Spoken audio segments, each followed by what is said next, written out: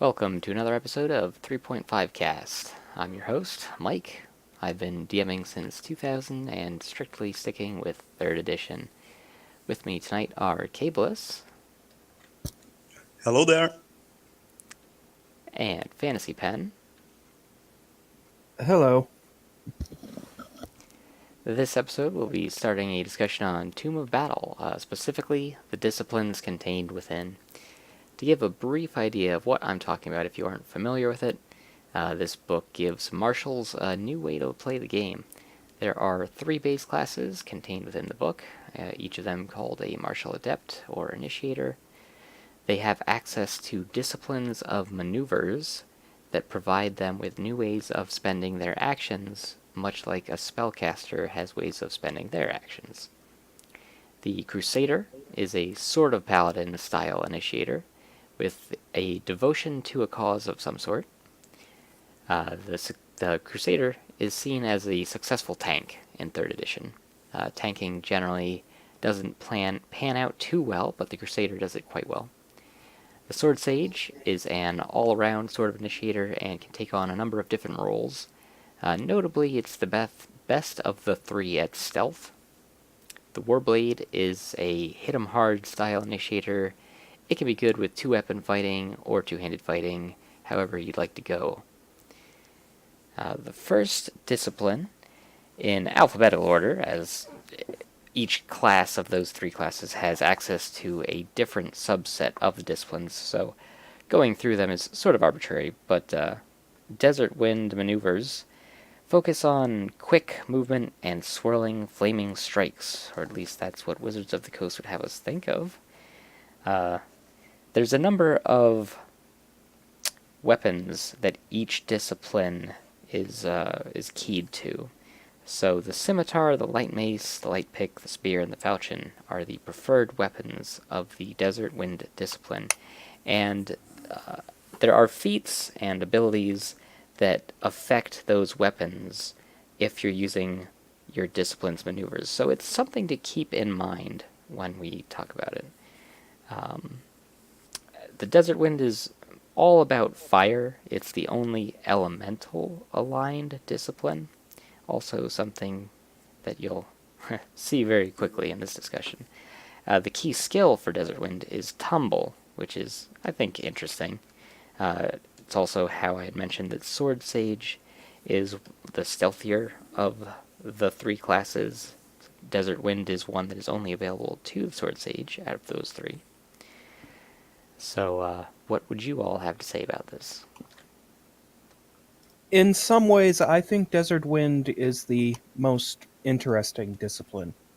As you said, it's unique to the Sword Sage, and it's one of the few disciplines that explicitly declares its maneuvers to be supernatural in origin.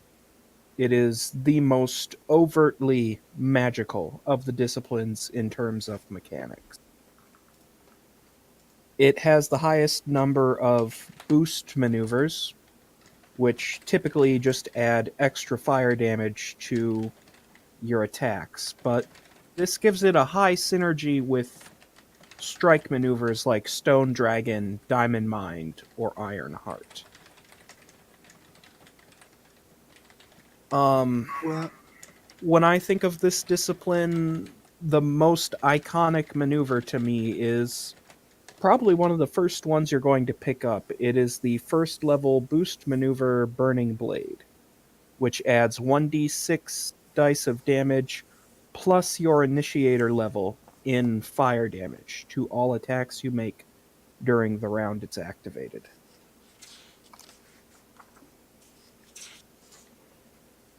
I believe it's a great discipline for damage.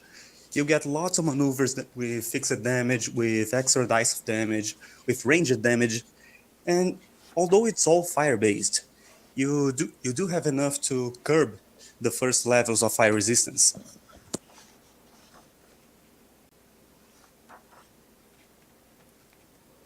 And I will add that how PhantasyPen brought up Burning Blade, that carries on, so that's a 1st level maneuver. Then at 4th level there's Searing Blade, which is basically the same thing, just more fire damage. And then the 7th level has Inferno Blade, which is, again, same thing, except more damage. To be fair, everything about Desert Wind is more fire. Yeah, And you definitely. also have, sorry, and you also have some other utility like Distracting Ember. It's a boost that lets you flank for 1 round. It's great for.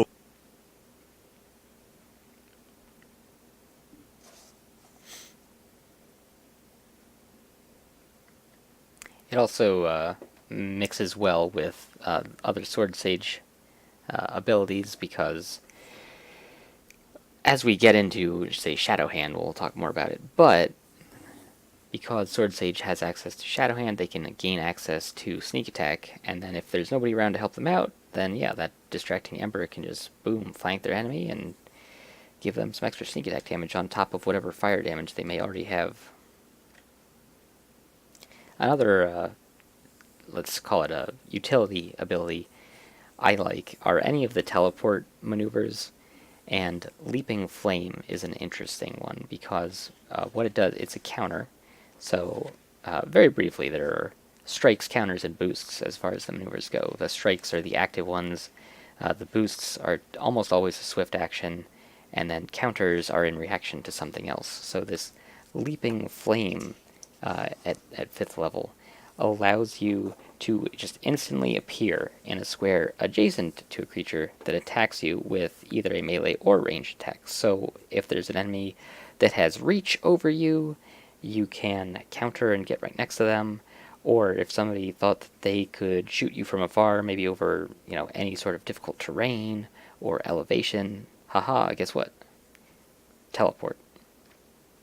To be fair, you probably could make a whole class based around only the Desert Wind maneuvers. Well, I mean, that's what Jade Phoenix Mage is, isn't it? With a little bit of magic thrown in. I think that Jade Phoenix Mage has other discipline access, but yeah, they're definitely fluffed towards Desert Wind.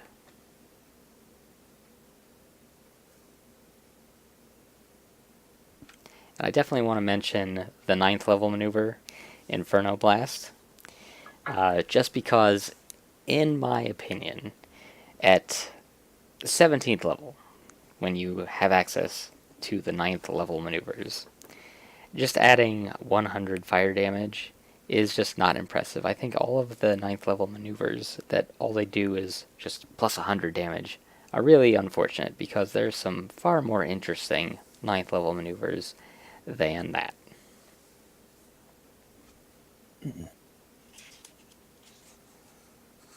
I mean, if you're incorporating the massive damage rules, which I'm fully aware is a horrible idea, you can sort of see why they're capping it at around 100 damage. Well, that variant has very low DC to survive, though, that massive damage variant. True. Especially if you consider the fact that, again, 17th level. If you can't hit a DC 15 fort save at that level, you're probably going to die regardless. True. Well, I think we can move on to the next discipline.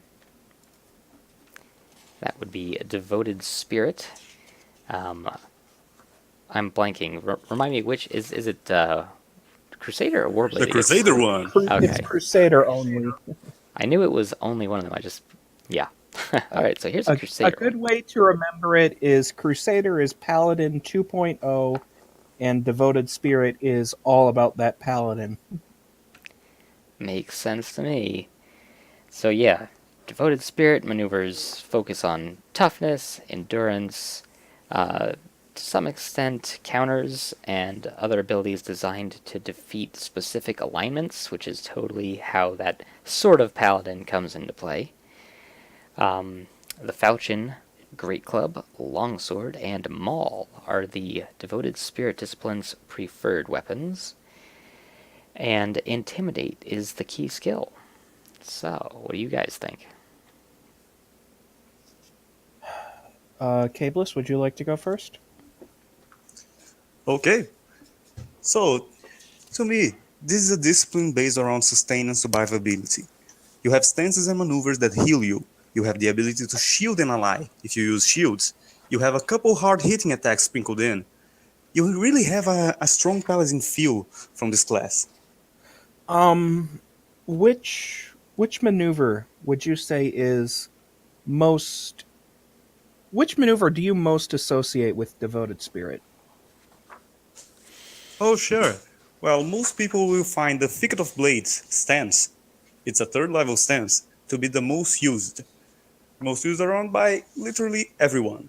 It's it's about the only reason you have to dip into Crusader at late levels, like 8th, 10th level, because it's a stance that allows you. Sorry? Yeah. It's a it's a perfect stance for locking down enemies and protecting our allies. It's a kind of because any kind of movement provokes attacks of opportunity from you. This means 5 feet steps, tumble maneuvers, anything any monster has, any ability and special class feature. You can counter all of them with this stance. I actually think of Divine Surge when I think Devoted Spirit. It's just a bucket of extra damage in a divine way. That's that and the 6th level stances, because there are stances at 6th level, each attuned to a specific alignment. So it kind of gives whatever alignment you chose to play your Crusader as a certain feel, assuming you make it to a high enough level to get that anyway. Uh, for me, Crusader's Strike has always been the most emblematic of this discipline.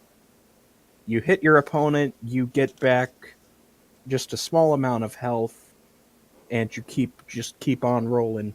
Makes you that much harder to kill. That's true. I do like that. And what I really like, actually, since I was complaining about the Desert Wind 9th level maneuver, I really like the Devoted Spirits 9th level maneuver, which is if you successfully strike with the Strike of Righteous Vitality, you're granted a heal spell, which is, I mean, obviously you get the heal spell as a cleric much earlier, but still, that's pretty great as a martial character.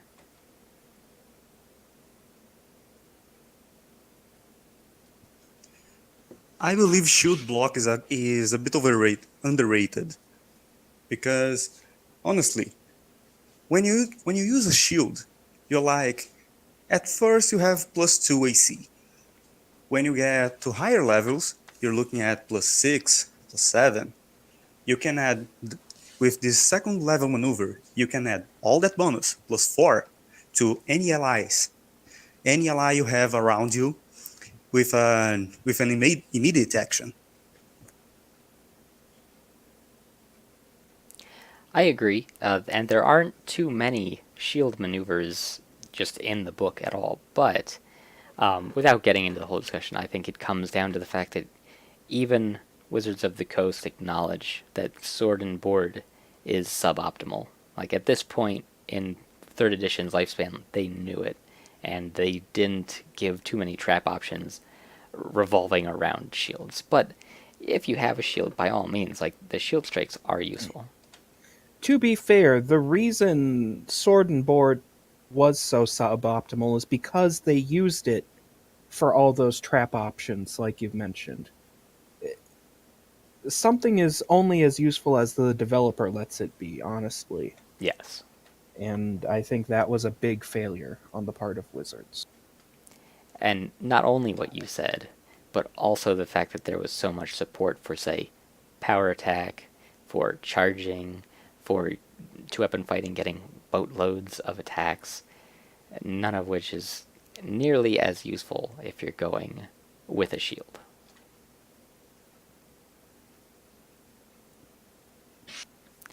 Alright, next is Diamond Mind. So Diamond Mind maneuvers allow a warrior to use her cunning, intellect, and feel for the battlefield against her enemies The Bastard Sword or Katana, I like that they mentioned Katana in parentheses there, rather than just including it on the list. Rapier, Short Spear, and Trident are the discipline's favored weapons. And Concentration is the Diamond Mind discipline's key skill. And I think this key skill, more than any other discipline, is far more important. What do you guys think? I I mean, Diamond Mind as a discipline, it's all about the Charles Atlas superpower. The fundamental core of the discipline is that your ability to focus on something is so great that it completely overrides the limits of your body. And that definitely shows in how its maneuvers work. And it turns concentration into, well, something that you actually use rather than what it normally gets treated as. I think the defining maneuvers here, the ones that you always think about with Diamond Mind, are the three counters that allow you to use concentration checks in place of the various saves.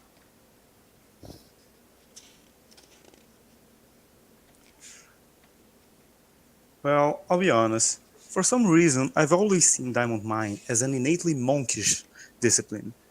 The whole fluff and abilities are all about surpassing your own limits through self-discipline and concentration. It also makes a great discipline for deeping spellcasters, because the concentration is something you will always have maxed.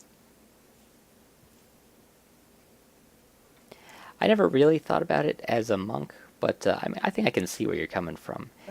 It does have a similar sort of fluff, but I think that's more to do with Diamond Mind as the master martial artist discipline rather than something inherently about the monk to it. Um, Yeah, that makes sense. Mike, you mentioned maneuvers that exemplify the discipline to us, and you mentioned the three counters. For me, the maneuver that most exemplifies Diamond Mind is the fifth level stance, hearing the air. Uh, it's fairly common that characters can have a superhuman level of hearing where they can, to quote a book, hear an ant break wind in the middle of the Amazon rainforest. That is all about what this stance is for.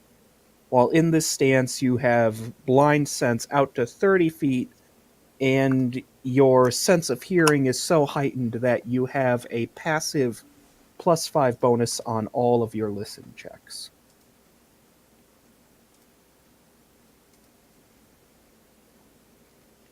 I guess now's as good a time as any to bring up the fact that Diamond Mind has the maneuver Time Stands Still for 9th level, allowing you to take 2 full attack actions.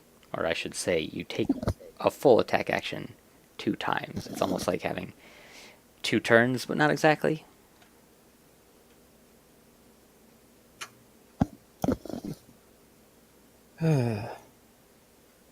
Yeah, that's probably my that's definitely one of the more fun maneuvers out of this discipline. I I really like the counters, but I believe the ninth level maneuver is just more damage. Sure, it's better than there's a twin, for example, because you have flexible damage. It's your full attack, but it doesn't really add something new to the table.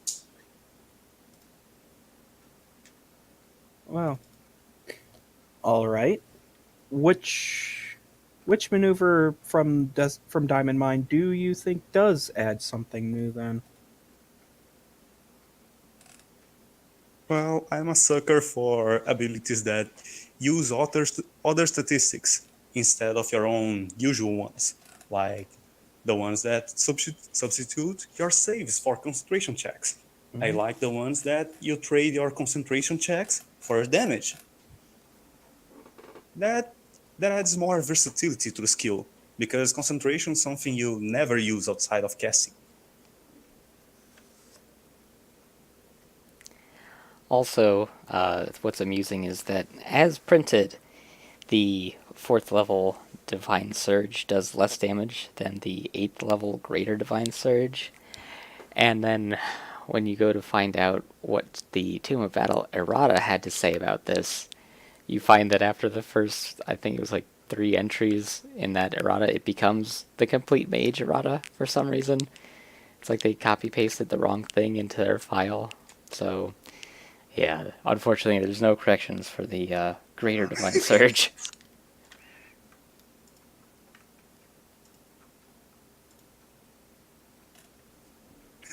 That's amazing. I love wizards. Yeah, it's really one of the best examples of how their editing just goes haywire. You mean the fact that they don't? Well, yeah, that too. Alright, I think it's time to move on to Ironheart. Fair enough. The Ironheart discipline focuses on pure weapon skill. Its students learn to complete fighting maneuvers that border on the supernatural. The preferred weapons here are the Bastard Sword, Dwarven War Axe, Longsword, and Two-Bladed Sword. The key skill is balance, because as they put it, body control, good footing, and impeccable timing are important to completing Ironheart maneuvers. So, should I just bring up Ironheart Surge now, or shall we wait a moment for that? I think Yeah, sure. Do it I now. think Kayblis has been vibrating in place waiting to go on about it. No problem. So, well, about the Ironheart discipline, to me, this is a standard knight-like discipline.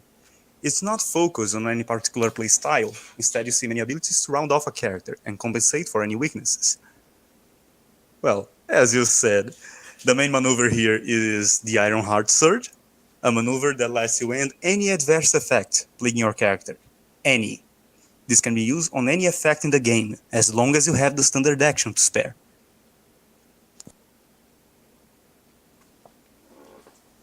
I'd just It, like to point out that nothing is immune to Ironheart Surge.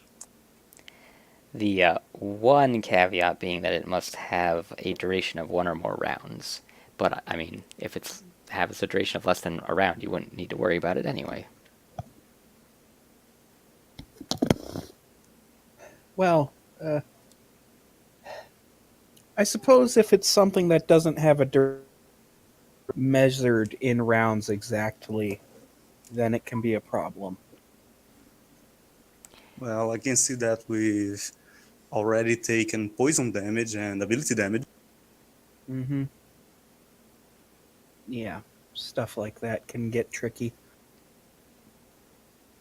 Um,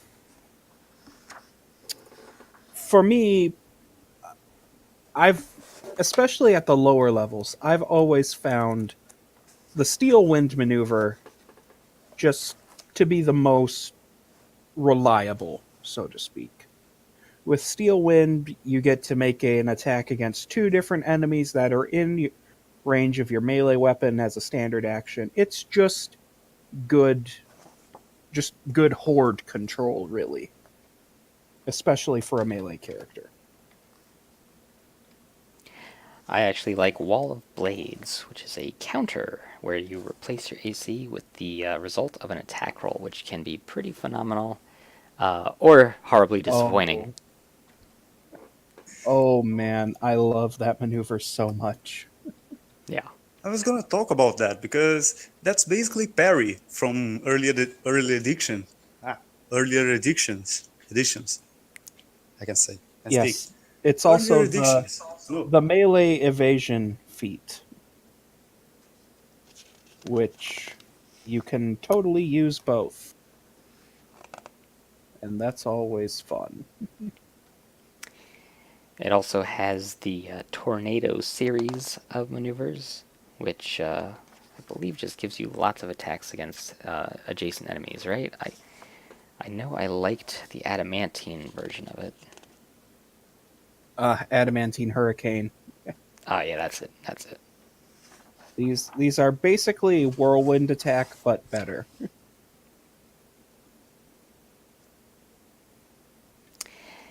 And the unfortunate plus 100 damage again is the 9th level Ironheart maneuver. So obviously you know how I feel about that.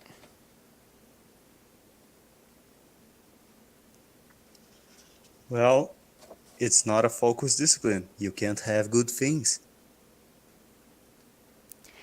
Yeah, it's funny you say that because it does have kind of a bit of everything. It's got To be counters fair, and Strike of Perfect Clarity is 100 points of damage on top of your normal damage. So toss a boost or something on it, like from Desert Wind, and well, hey, if you crit, that's just the nastiest attack you're gonna make. that's true. Actually, that would be really good on a crit Fisher build. That's gonna be something to try out on the next campaign. Let's think about that too. God damn. I mean, the downside there being that a crit Fisher build is all about just getting lots of attacks and they can all crit, what have you. But when you're doing Strike of Perfect Clarity, it's just a one-time deal, and then you've got to recover if you want to try it again.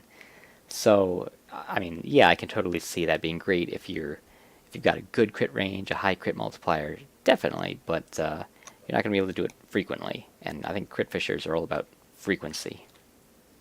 Eh, it depends on how you design it. Not really. Not really. Well, just to All end it, right. I believe we still have one maneuver, the Ironheart focus. It's basically a save reroll.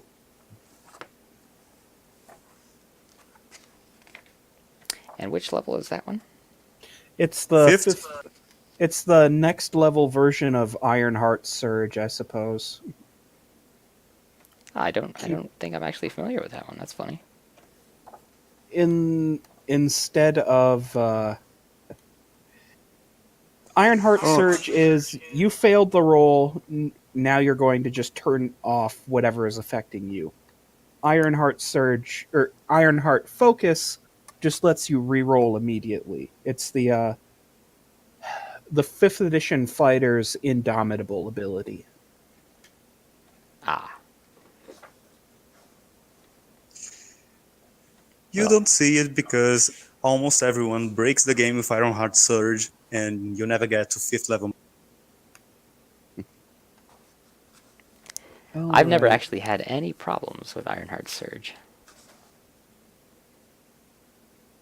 All right. I think that's enough about the Ironheart. Shall we move on to Setting Sun? Okay, great. All right. So, Kayblis mentioned earlier that he thought of Diamond Mind as the standard monk school. And while, as I said, I can sort of see where he got it, for me, Setting Sun is the true monk discipline. Inspired by martial arts like Aikido, Jiu-Jitsu, and other grapple martial art styles, Setting Sun is full of maneuvers that let you just quite literally pick up your enemies and yeet them over the horizon. that's definitely what everyone should think of when they think of Setting Sun.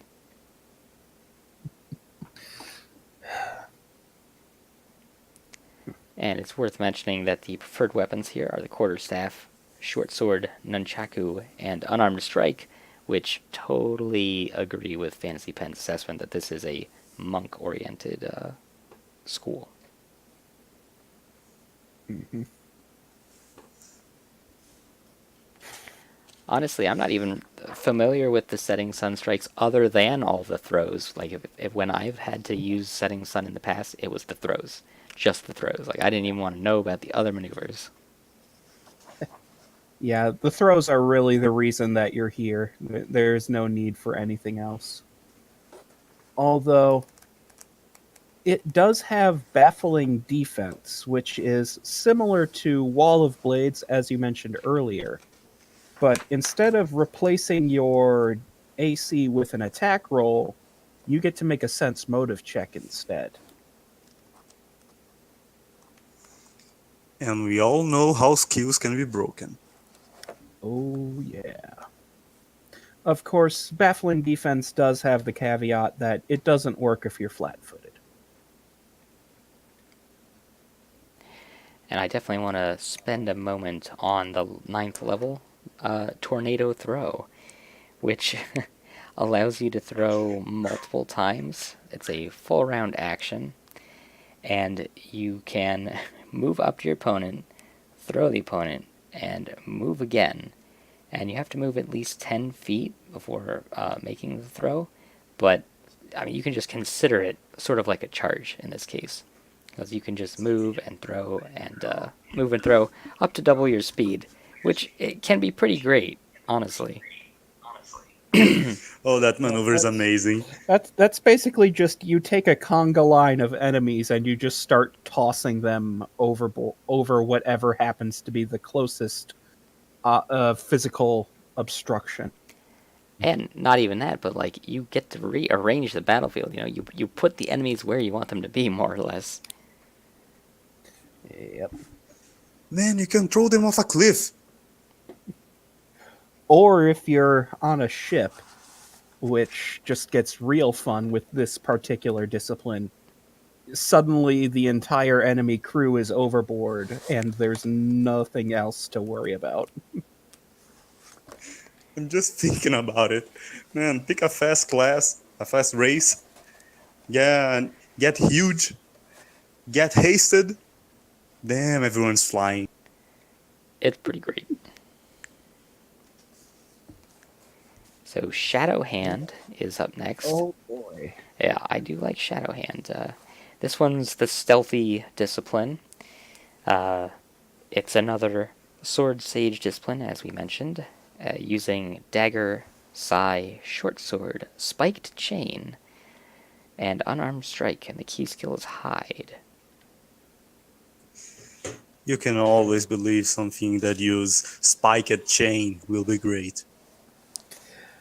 I think we all know there's a certain word from your description that is missing. Shadowhand is totally the ninja discipline. It's all about that stealth and concealment, and more often than not, the strikes from this discipline will apply some form of debuff to their target. I actually like to think of it as an assassin discipline. But yeah, I agree with your assessment as the ninja discipline. It's a very similar theme. If only they had added shuriken to the weapon choices. But there's not much ranged support in Tome of Battle, so... Yeah, that's pretty much the big flaw. Kayblis, have you got a Well, particular favorite? uh, I'll be honest, I don't really like the Shadow Hand discipline so much. To me, it's a school that tries too hard to simulate common spells and doesn't add enough new tricks to the book. Sure, it has cool thematic uses. As you said, a ninja, an assassin, it's great for them. But it seems to forget that invisibility is a second level spell, that you can use a ring of invisibility. Counterpoint to that, bringing up magic with the Tome of Battle, I think, sort of defeats the whole point of the book. But I do agree. also, invisibility it's the first thing everyone makes defenses against. See, invisibility comes in at second level as well, and that's ignoring things like true seeing. Shadowhand has the advantage that there is no way to defeat it except without the only way to beat Shadowhand is with a better perception check, which most spellcasters just don't have. Yeah, that's a good point. I just think well, invisibility is so common, you know. It's not something you have to go and search for. As you said, something that everyone prepares for. But the class itself, it's kind of invisibility meshed with dimension door. It's great. I really like it, but it doesn't bring new tools, you say. You Well, see? that you've described some of the stances and some of their more utility effects. You haven't touched on any of the though. Oh yeah, go on, please. um, I was about to say Mike seems to have that one under control. Yeah, what I was going to say is, I mean, we're looking at the disciplines in isolated fashion, but really when you consider Shadow Hand in, you know, in combination with what the Sword Sage has to offer, it's really a nice bag of tricks. I know that you said that you don't like that it's not anything new, but it really works well with all of the other maneuvers that they can do. And one thing that they can do is they have the shadow line, the shadow jaunt, shadow. What's the second one? It's shadow stride and shadow blink, which all let them teleport 50 feet. Uh, and I think that, sure, it's easy to get past invisibility, what have you, but also they can just teleport away. And when you take the invisibility and the teleporting and the other utility things that they have and put it on top of all the other fun Sword Sage things that they've got, I mean, they work really well together. For example, if you don't like the invisibility, then stick with the teleporting 50-foot one. And then as a boost, the higher level one, it's just a swift action. And then all of a sudden you can engage with one of those desert wind maneuvers that we talked about. And everybody's on fire all of a sudden from 50 feet away. So I think that, sure, they might not be the best to look at all by themselves, but that's just because the discipline is probably more of a secondary set that works well together with everything else. Um, it's funny that you mentioned how invisibility exists, Kayblis, because the maneuver from this discipline I have always gotten the most mileage out of is Child of Shadow, the first level stance. You move 10 feet during your turn and you have concealment. This basically allows you to use hide at will. It's I have frustrated my GMs where I would just go move in, attack, move out. Hey, where'd he go?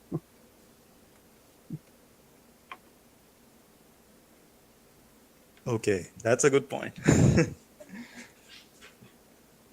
I do Uh, agree that it's a great discipline to have around with other ones. We have to have it as a few tricks to supplement your main tactic. With that, I agree wholeheartedly. And I would like to add that I really like the ninth level maneuver here. the ultimate weeb maneuver, you mean? That name, good God. So it's yeah, I was about to bring that up because five Five shadow shadow creeping creeping ice and ice evasive enervation strike strike. no Yeah, jutsu. say that 5 times fast. Oh, jeez, If you yeah. can. But yeah, I like the fluff too. Like the little blurbs that all the maneuvers have. It says, with a single lunge, you pierce your enemy to the core. A shadow of ultimate cold falls over his heart and begins to worm through his veins to the 5 points of his body. I feel like this goes back to the sort of monk style thing. You think like old martial arts movies with like the points that they have to strike to cause damage, whatever. But yeah, it has a series of effects that can happen. So you're not quite sure what's going to happen as a result, but they're all pretty good, like ability damage, for example, or reducing their speed to 0, which is nice.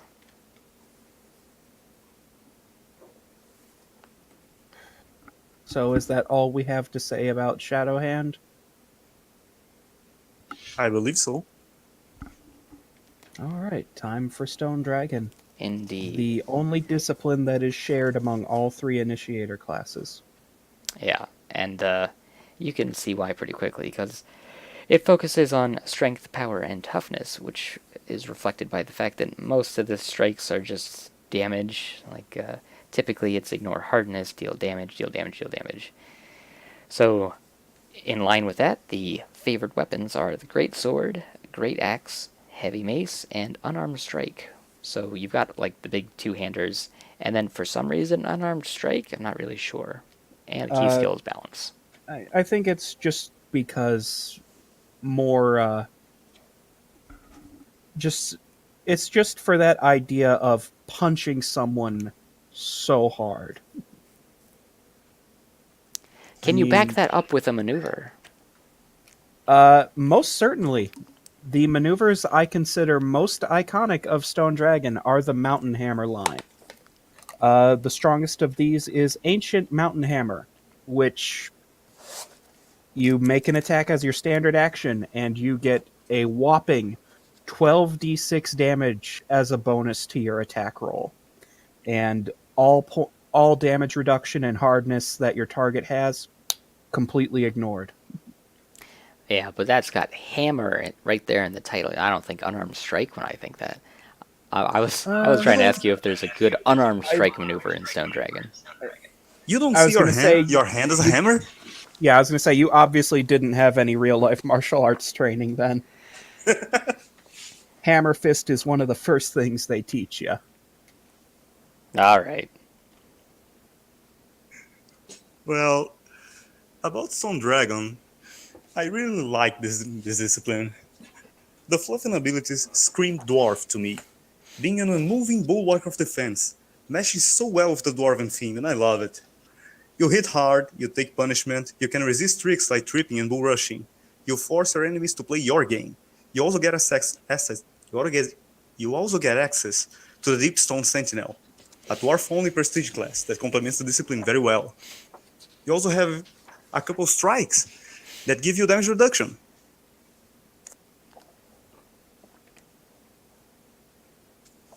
What do you guys think about it? I do like the damage reduction line of maneuvers that as it increases in level, the amount goes up and the type to bypass it increases. I like that. The most memorable maneuver for me is actually Bone Crusher, which probably wouldn't be what most people would say. I just like the idea that you deliver your attack and your enemy's eyes jerk wide open in panic as his skeleton begins to fracture in hundreds of places. Just that alone won me over, but also the fact that it increases your chance to confirm a crit is nice with the bonus damage.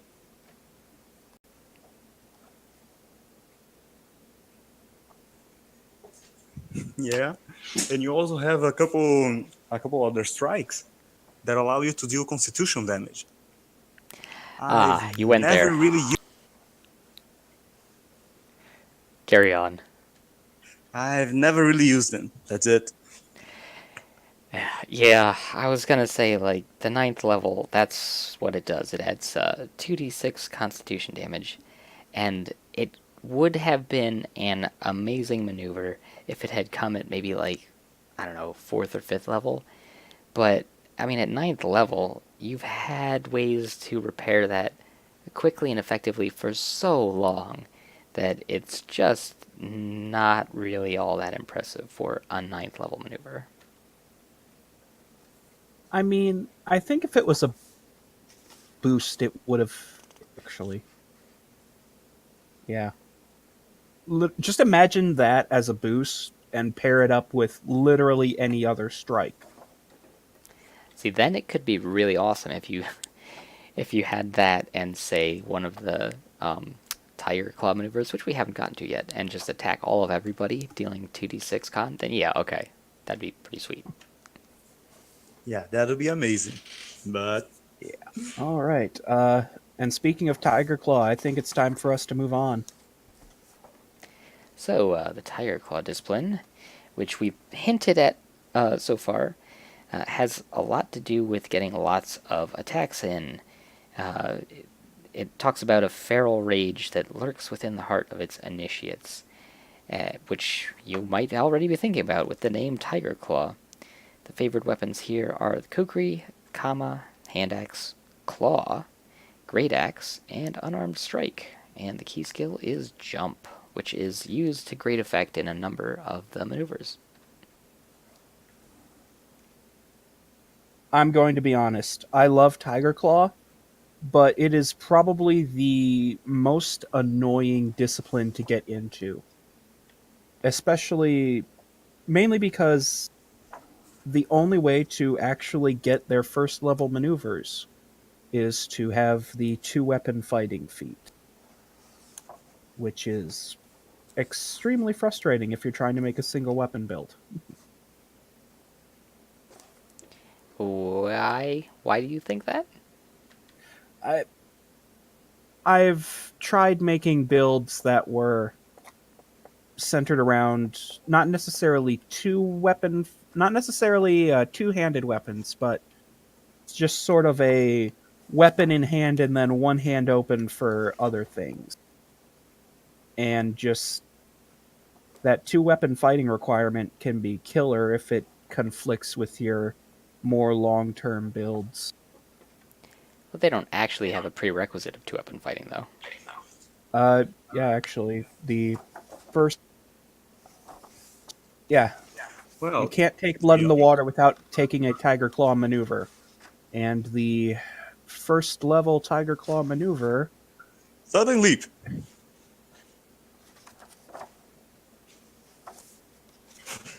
Sorry. So go on, go on.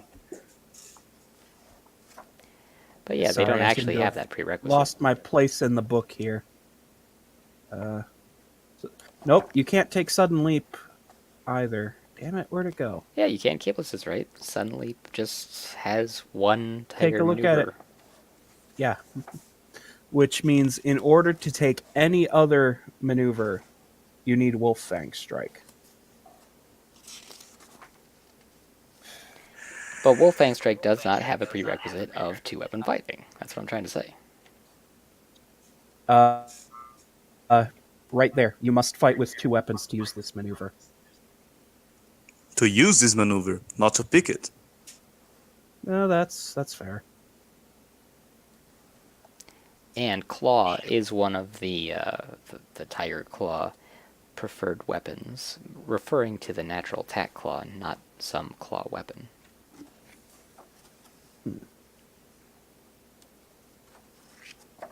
Well, talking more about the discipline, I think Tiger Claw encapsulates perfectly the Warblade in my mind.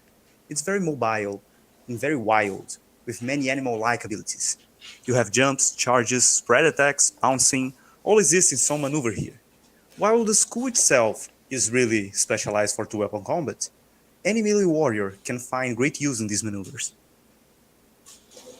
As I said before, Sudden Leap is probably my favorite maneuver. You can move around with a swift action and still full attack, or use maneuvers and keep moving. You have I really think the whole discipline has a great combination of theme and mechanic use. All right. I know I was just ragging on it, but Tiger Claw is probably one of my favorite disciplines. And one of the more interesting maneuvers I like from it is called Death from Above. You make a Oh, jump check as part of your attack action, and if you succeed, you get to deal an extra 4d6 points of damage, and your opponent becomes flat footed. yeah, you have many jumping abilities like that. Of course, you've got to get some mileage out of that jump skill that you're pumping for it somehow. And it goes all the way up to Feral Death Blow. You leap upon the foe and has to save or instantly be slain.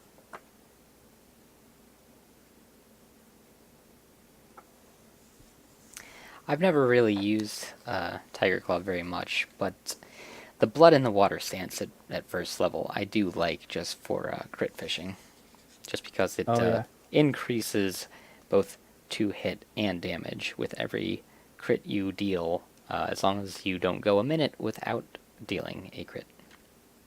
Yep. Oh, speaking of first level stances, how about that hunter's sense, huh?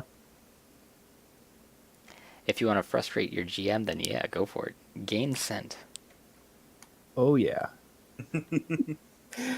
I'm sorry, you don't understand.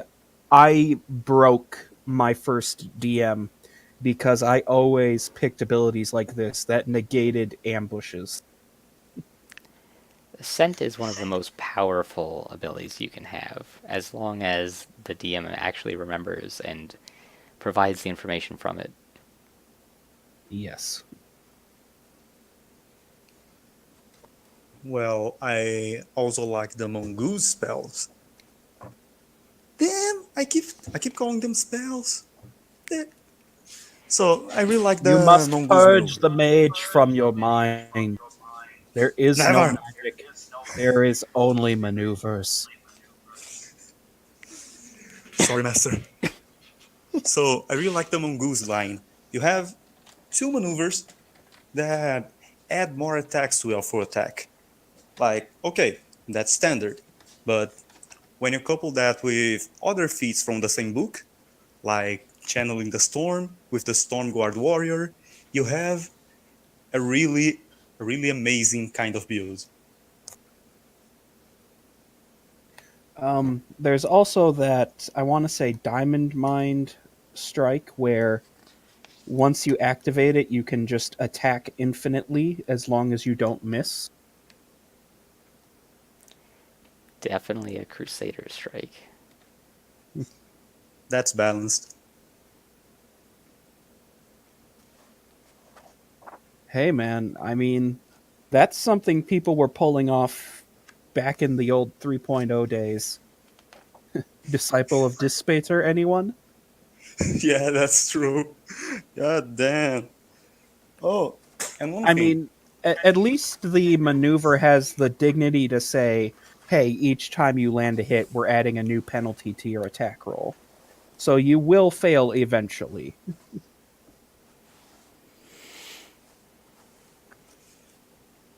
Shall we move on to White Raven? Oh, Just yeah. one more thing. I just like to point out, you have a maneuver in Tiger Claw that allows you to pounce. Yes. Very late in the game, though, sadly. But if you Yeah, didn't get it fifth somehow, level, yeah. about level 9. Level It's not 9 so to late 10, actually. yeah. True, but I mean, if you dipped in Barbarian, you'd have it at level 1. I mean, if you're not using Barbarian, it's fine. True. Yeah, if you don't have any, if you have not gotten it before then, it's probably one of the best ways to get it.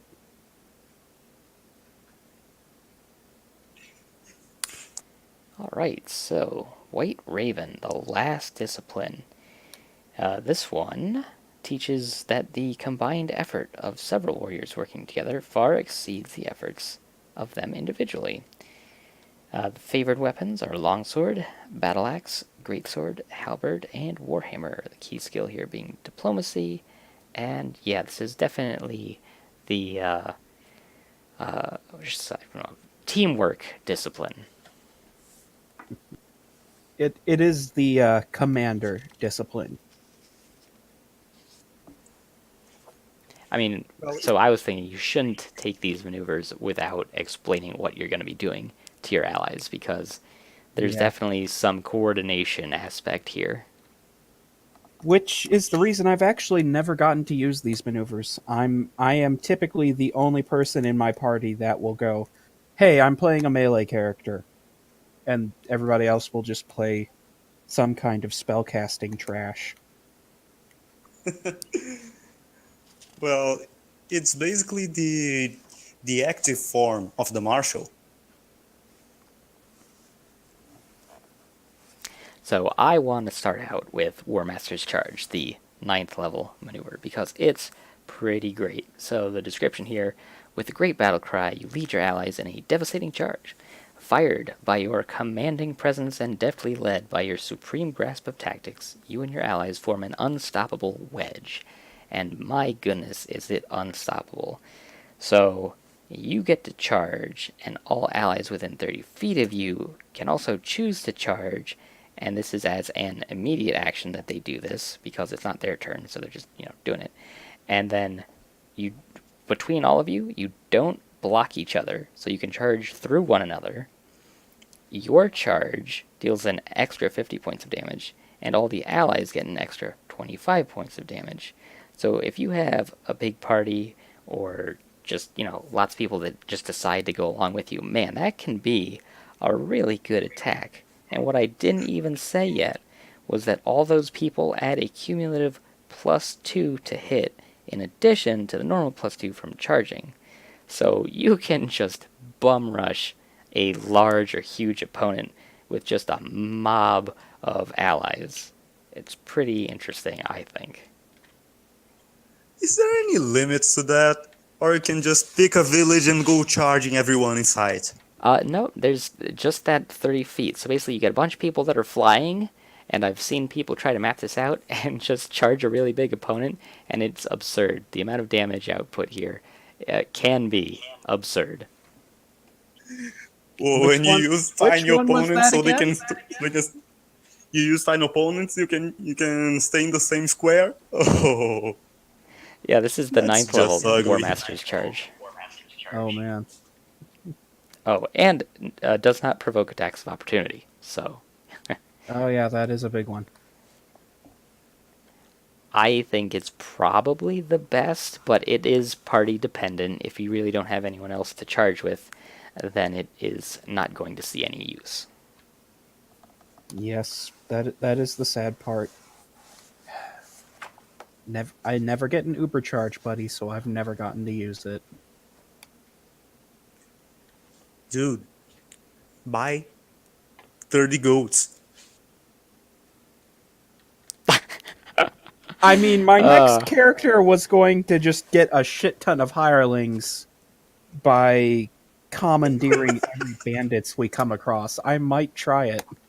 I mean, I would argue also get some trained hawks, get that 30 feet above you working. Oh god, yeah, that'll fuck somebody up. I mean, they're gonna get 25 damage if they hit. Who cares if they've got like a D2 for their claw or whatever? A D2 -4. Plus Deals 20 25. damage. Yeah, I mean, oh, and that's not even touching on the way it's written. I want to say +2 bonus per person charging. Yeah, right. It's cumulative. Yep. Oh man. Mike, let me know if you find the math for that. Oh, I saw it. I'm telling you, I've seen this on the forums. Somebody had mapped this out in a 3D space, uh, up against whatever the largest possible critter they could find was, like an actually printed large creature, and it was Oh, absolutely absurd. how fast does this take down Mr. T? Oh, I'm sure it would be very quick if you had the three-dimensional space filled up. That would not be difficult, because within 30 feet, I mean, that's a lot. I know that I mapped out a 20-foot space, and that was 44 attacks. So you're talking 30 feet. It's more than 44 that could charge in a 3D space. So times 25, you definitely take down Mr. T real quick. I think we just found a rules legal version of the peasant railgun. The peasant flechette cannon. Really.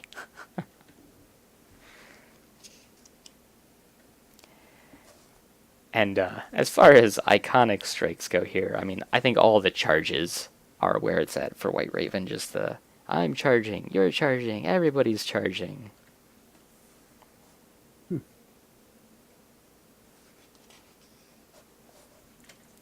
Now, is anyone going to talk about the White Raven tactics?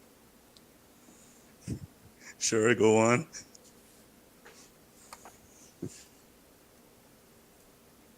Preferably someone who's used it before. So, I mean, I think that using it on yourself is a load of garbage, and it can't be done. Yeah, So, it does specify Yeah, one sure, ally. but no. And now the thing is, you can use White Raven tactics with two people. You can. So let's say you have a class like Warblade that you use a swift action and a hit or a standard action to recharge your skills. You go, have two Warblades, they both do it.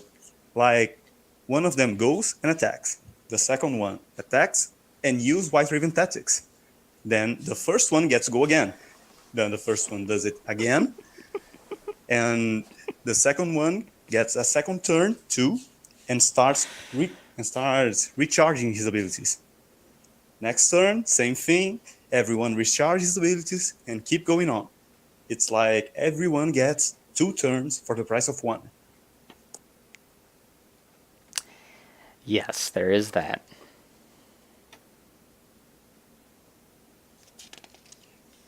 I've done that before. I'm not proud of it.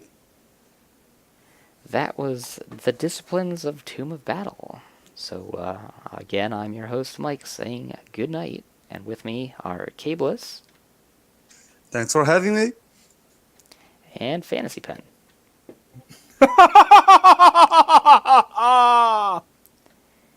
See you next time.